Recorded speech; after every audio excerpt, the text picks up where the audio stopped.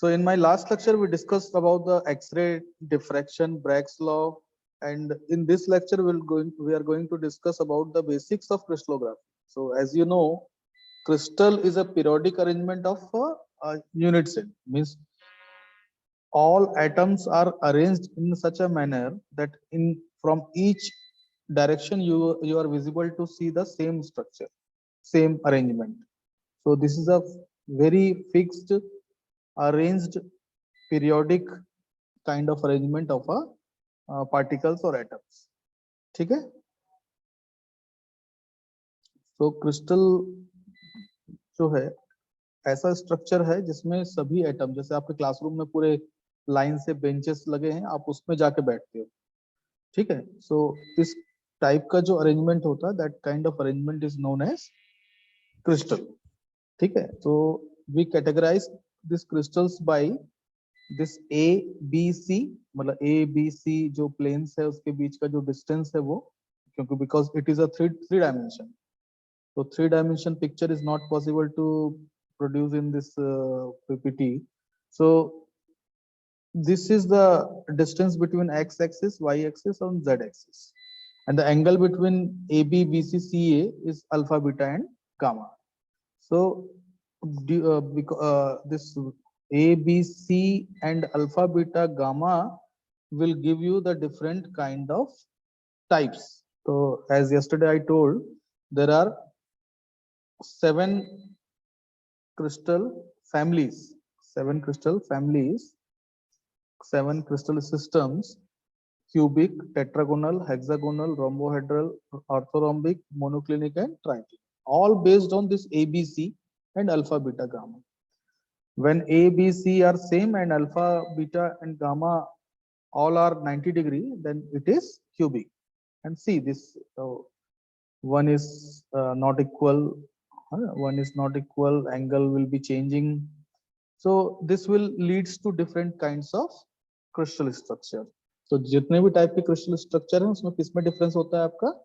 ए B सी और alpha beta gamma. Clear है? कोई डाउट? क्लियर है सर? नहीं सर. अब देखो यहाँ पर हम लोग मिलर इंडाइसेस के बारे में बात करते हैं. What is Miller indices? Have you heard about Miller indices? So Miller indices is nothing but a reciprocal of the fractional intercept. Reciprocal of fractional intercept. अब ये reciprocal और fractional intercept मैं एग्जांपल से बताऊंगा ना तो आपको समझ में आ जाएगा. अभी तो हम लोग सिर्फ एक डेफिनेशन बोल रहे हैं यहाँ पे. So मैंने बोला कि कोई भी क्रिस्टल है, आपका शुगर का जो क्रिस्टल है उसका x एक्सिस, y एक्सिस और z axis, A, B, C, ये 3 आपके पास वैल्यूज हैं. So these are called axial length, है ना? Suppose it is A, B, C. This is 4 angstrom, 8 angstrom, and 3 angstrom. Clear है? We are taking as a consideration that axial length ABC is 4, 8, and 3 angstrom, right? मतलब मैं क्या कर रहा हूँ यहाँ पे, ये एक कोई भी एक सरफेस में ABC की वैल्यू यहाँ पे ले रहा हूँ, ठीक है? तो यहाँ पर सबसे इंपॉर्टेंट ये है कि मैं इसको कितना मिनिमाइज कर सकता हूँ. How much I can minimise 4, 8 and 3. 4, 8 and 3 को कोई कॉमन फैक्टर से डिवाइड कर सकता हूँ क्या? नहीं सर, नहीं होगा. नहीं, बिकॉज 3 इज देयर, राइट?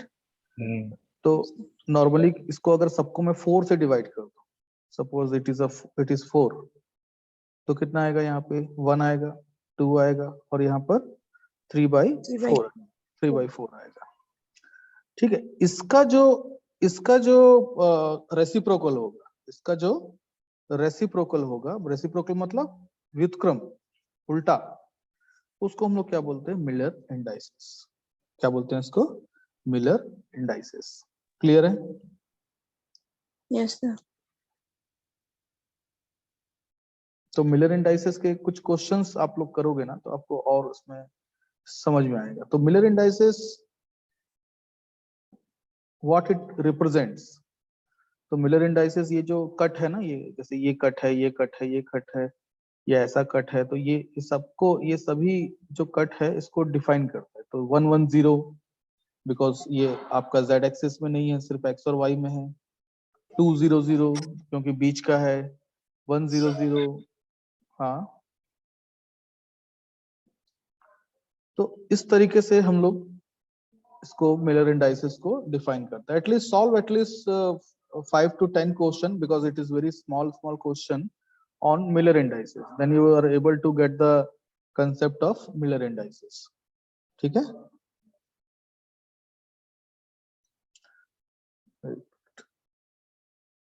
तो मिलर इंडाइसेस क्यों जरूरी है? क्योंकि मिलर इंडाइसेस से ही आपका जो है पूरा का पूरा सिस्टम, आपका जो क्रिस्टल स्ट्रक्चर का जो बेस है वो ABC है और HKL है।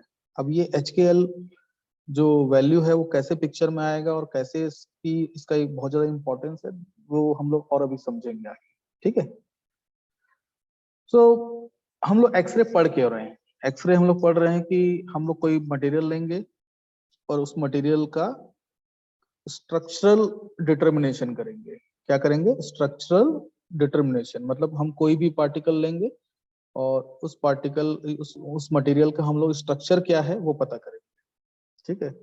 ये लाइव क्लास है, मैं बार बार आपको रिपीट करता हूँ, लेकिन nobody is starting their cameras and they all are sitting idly and last time में सब ऑन करते हैं। better we should communicate with each other, we should understand this topic, so better you devote at least this 30 minutes or 40 minutes with each other, right?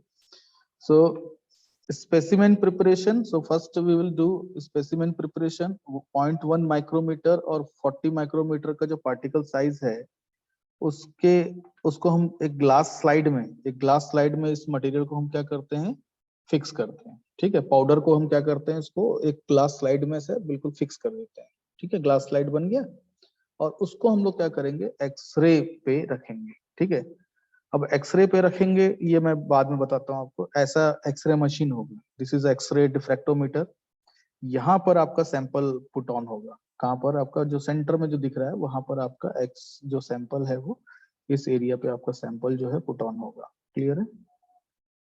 Is it okay? तो यहाँ पर Yes, आपका sir. हाँ, और ये जो है आपका एक्सरे ट्यूब है, ये डिटेक्टर है। Clear? And you can see this is some angle, it is rotating. यहाँ पे देख रहे हो कि एरो लगा हुआ है ना, it is rotating and this can also rotate. Detector also can rotate and this sample is also can rotate. Clear? So this is the basic mechanism behind the X-ray diffraction. बहुत सस्ता machine नहीं है, महंगा machine है। और यहाँ पर देखो, यहाँ पे मैंने सबस्ट्रेट में आपका सैंपल रखा और यहाँ पर मैं एक्सरे इंसिडेंट किया, और एक्सरे इंसिडेंट करने के बाद में आपका जो डिफ्रैक्शन है, यू गॉट दिस डिफ्रैक्शन। तो there are 4 parts: production, diffraction, detection and interpretation. Production मतलब सैंपल आपने बनाया। ठीक है? सैंपल बनाया, उसका एक फिल्म बनाया, एक उसको ग्लास के अंदर उसका पाउडर को फिक्स कर दिया, और पाउडर को फिक्स करने के बाद में इसको आपने क्या किया? इस मशीन पे लगा दिया। Then you produced bombarded by X-ray, और टकराने के बाद आपको जो मिल रहा है, this are the diffraction pattern that will be detected by detector, and then you are going to interpret. यही 4 प्रोसेस है। 4 प्रोसेस है आपका। फर्स्ट है आप सैंपल बनाएंगे, दूसरा उसका डिफ्रैक्शन पैटर्न देखेंगे, और फिर डिटेक्ट करेंगे और इंटरप्रेट करेंगे। राइट? ये कुछ इस टाइप का होगा, ये कुछ इस टाइप का होगा। किसका है भाई ये? वॉइस किसका है? somebody is disturbing the class. Who is? Lakshmi? Mute कर लो बेटा, म्यूट कर लो। हाँ, यस। जब बोलूंगा तो अनम्यूट करना। यस। तो यहाँ पर आपका ये कुछ इस टाइप का रिकॉर्डिंग होगा। कैसा रिकॉर्डिंग होगा? यू कैन सी, ये कुछ इस टाइप का रिकॉर्डिंग होगा। राइट? ये ऐसा कुछ आपको ऐसे कुछ पहाड़ मिलेंगे, इस टाइप के कुछ पहाड़ मिलेंगे। राइट? और ये डिटेक्टर से एम्पलीफायर जुड़ा हुआ है, एम्पलीफायर से आपको ये रिकॉर्डिंग आपको मिलेगी। क्लियर? कोई डाउट है इसमें? बताओ, नहीं तो आगे चलेंगे अपन। डन? Yes, sir. ठीक, यस। अभी अभी हम लोग ना डेरिवेशन पे नहीं जा रहे हैं, हम लोग डेरिवेशन पे नहीं जा रहे हैं, हम लोग अभी बस ये देख रहे हैं कि इनमें रिलेशंस क्या है। तो ये जो HKL है ना, ये जो D हम लोग बात कर रहे थे, डी क्या था? इंटर एटॉमिक डिस्टेंस, मतलब आपका जो क्रिस्टल है इस टाइप का है और इसके बीच का जो डिस्टेंस है वो क्या है? D। D और ABC, ये ABC, अगर ABC तीनों बराबर है तो मैं इसको A0 लिख रहा हूँ। तो A by under A cubic के लिए, किसके लिए? ये क्यूबिक के लिए, तो under root H square plus K square plus L square. ये जो फॉर्मूला है, this formula is to calculate the interatomic distance with the help of ABC and HKL. Interatomic distance related to ABC and HKL, ऐसा निकालते हैं इससे। This is the formula, and this formula we could adopt, and if we are taking HKL values different, suppose ये 220 है, 210 है, 111 है, तो ये सब जो है उसके हिसाब से आपका डिफरेंस आएगा इसमें। ठीक, तो which is the most important formula? ये वाला कौन सा? DHKL is equals to A0 by under root H square plus K square plus L square. One most important thing in this formula, that if you are able to know the value of ABC and HKL, अगर आपको ABC पता है और HKL पता है तो आप D निकाल सकते हो। और D निकालने से क्या पता चल जाएगा आपको? D निकालोगे तो 2D sin theta is equal to n lambda. अपन ब्रैग्स लॉ पढ़े थे ना कल? Yes, sir. तो ब्रैग्स लॉ में क्या था? 2D sin theta is equal to n lambda. तो 2D sin theta is equal to n lambda में आपको D पता चल गया, लैम्डा आपको ऑलरेडी पता है, थीटा आपको पता है, तो मतलब आपको कोई भी वैल्यू अननोन इसमें होगा तो वो निकाल सकते हो। कोई भी वैल्यू अननोन है तो उसमें निकाल सकते हो। ठीक है, जी सर। तो आप तो दिस इज द एप्लीकेशन। तो XRD नॉन डिस्ट्रक्टिव टेक्निक है, इसमें सैंपल को कोई नुकसान नहीं पहुंचता, पहला चीज। दूसरा, इससे हम लोग क्रिस्टलाइन फेज और उसका ओरिएंटेशन निकाल सकते हैं, ग्रेन साइज निकाल सकते हैं, फेज कंपोजिशन निकाल सकते हैं, थर्मल एक्सपांशन निकाल सकते हैं, डिसऑर्डर का ट्रांसफॉर्मेशन कितना हो रहा है वो निकाल सकते हैं। ये सभी चीजें एक्सरे से हम लोग निकाल सकते हैं। ठीक है, सर तो हाँ, एक्सपेक्टेक्सी मतलब क्या है? एपिटेक्सी सैंपल है वो। कौन सा एपिटेक्सी? हाँ, ये ग्रेन एपिटेक्सी एक्सपेक्ट, ये स्पेलिंग मिस्टेक है, एपिटेक्सी हो गई। दिस इज एपिटेक्सी, वो अपन पढ़े थे ना, जो एपिटेक्सी मेथड पढ़े थे, लिक्विड फेस एपिटेक्सी वाला जो है वो है, एक्सपेक्टेसी नहीं। तो यहाँ पे XRD पैटर्न, डी स्पेसिंग और आपका जो डी स्पेसिंग आपका ये जो JCPDS डेटा है, JCPDS डेटा है, 1 minute just give me.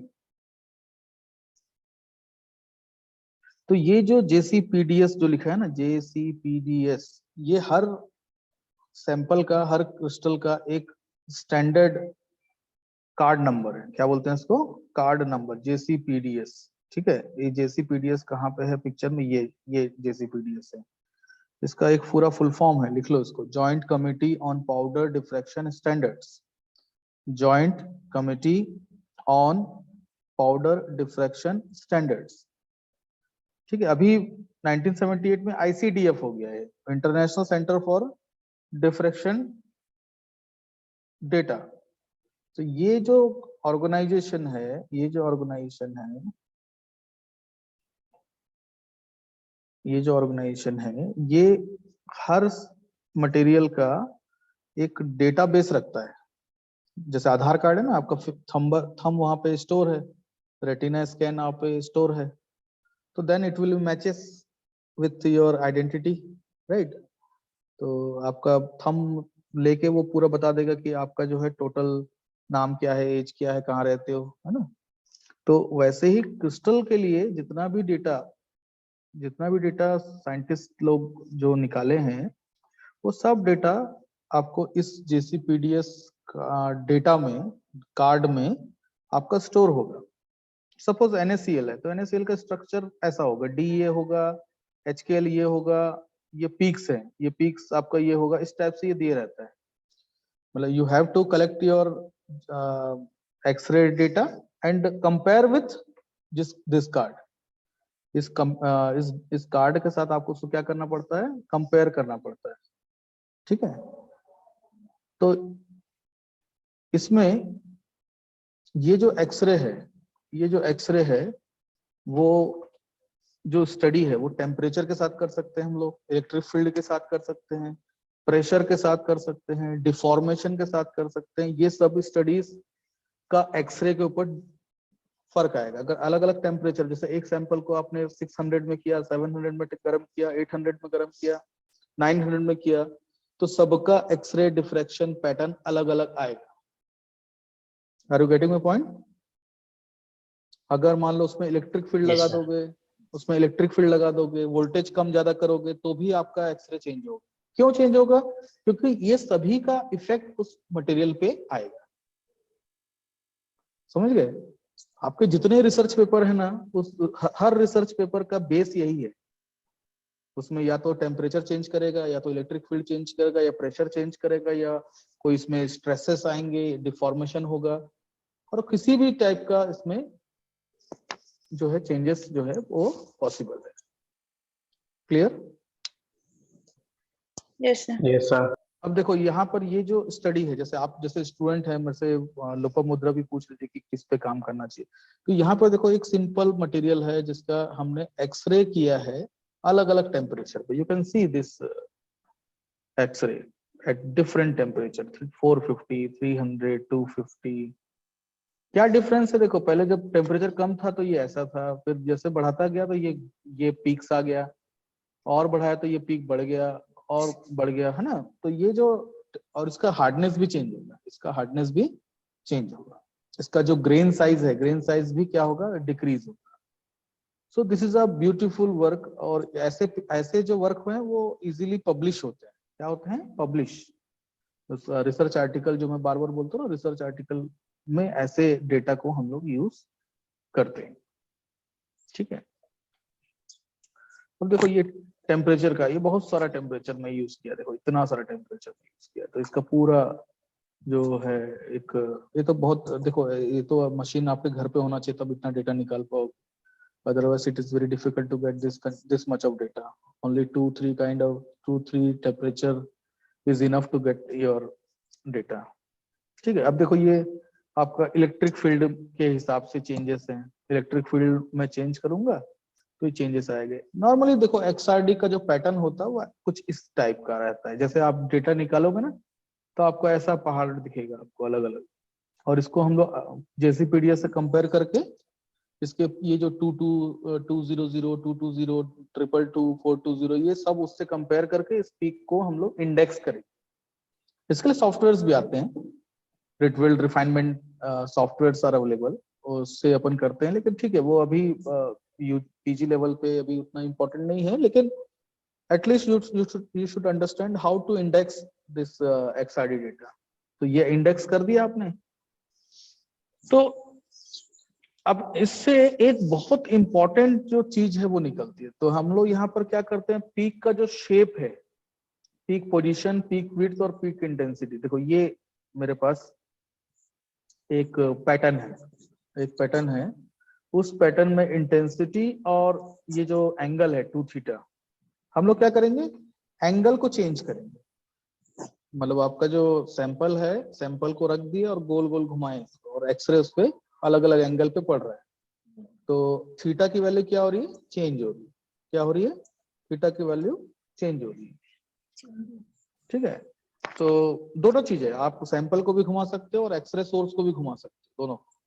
Either you rotate your sample और you rotate your x ray source, तो विच इज इजियर, सैंपल को घुमाना ज्यादा इजियर है।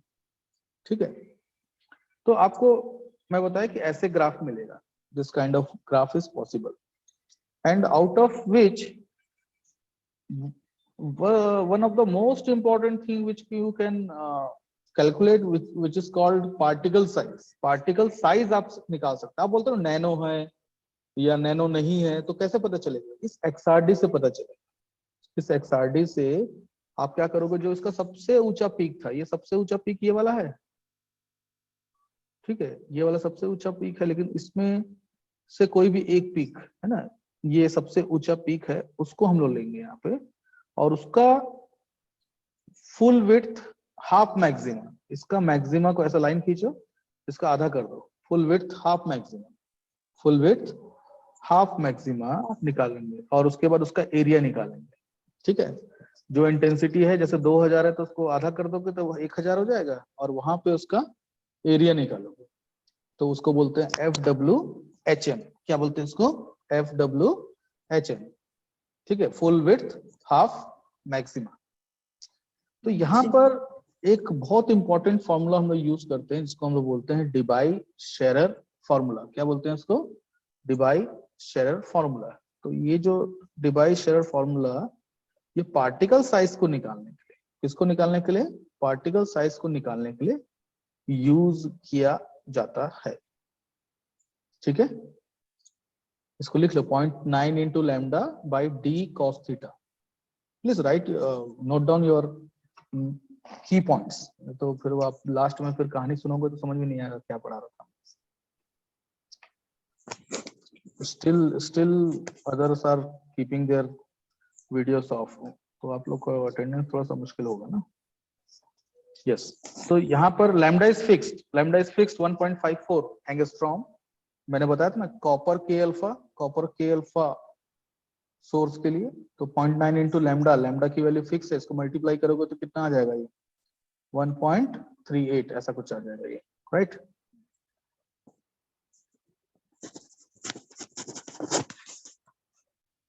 ठीक है, क्लियर? अब इसकी वैल्यू यहाँ पुटअप कर देंगे, डी की वैल्यू निकालेंगे, एंगल यहाँ पे कैलकुलेट करेंगे। तो ये देखो डी, ये जो निकला है ना आपका फुल विड्थ हाफ मैक्सिमा,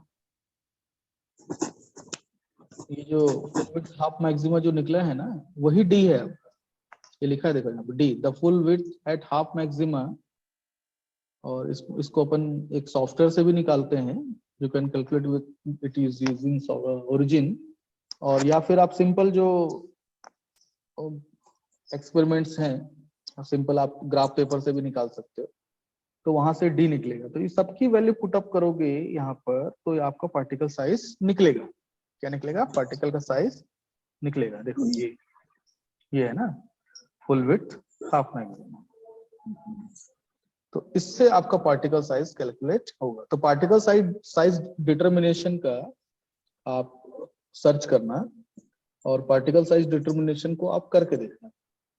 ठीक है, at least you solve 5-6 questions on particle size determination by Debye Scherrer formula, by Debye Scherrer formula. Clear? Yes sir. कोई डाउट है? ये पूरा आपको अच्छे से कंप्लीट करना है, इसमें कोई डाउट है किसी को तो पूछ सकते हैं आप लोग। ठीक है, तो आज डिबाई शेरर फॉर्मूला और मिलर एंड डाइसेस के एटलीस्ट 5 क्वेश्चंस आप लोग को सॉल्व करना है। क्लियर? ठीक है, तो अभी क्लास में मैं इतना ही बताऊंगा, इसके आगे फिर आगे चलेंगे।